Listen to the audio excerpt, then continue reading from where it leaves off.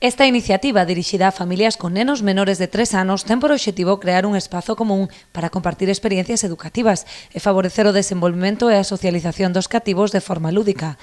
Os espazos das familias son espacios de encontro para nais e pais con nenos e nenas con edades comprendidas entre os 0 e 3 anos para traballar, aclarar dúbidas, compartir experiencias sobre a educación e sobre a primeira infancia.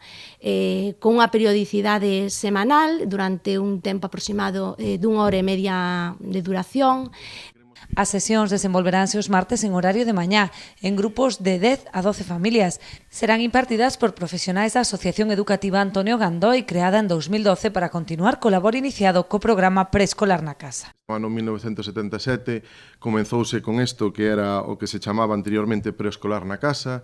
Isto iba máis ben enfocado ao rural, a esas zonas rurales que estaban fora dos núcleos urbáns e que tiñan dificultades pois para acudir á escola daquela ou a centros educativos, e empezouse pois traballando con esa xente nesas aldeas, nesas casas, pero vendo pois o ben que funcionaba e o éxito que tiña naquel momento, pois creo que trasladouse un pouco máis tamén ao resto da cidadanía, non?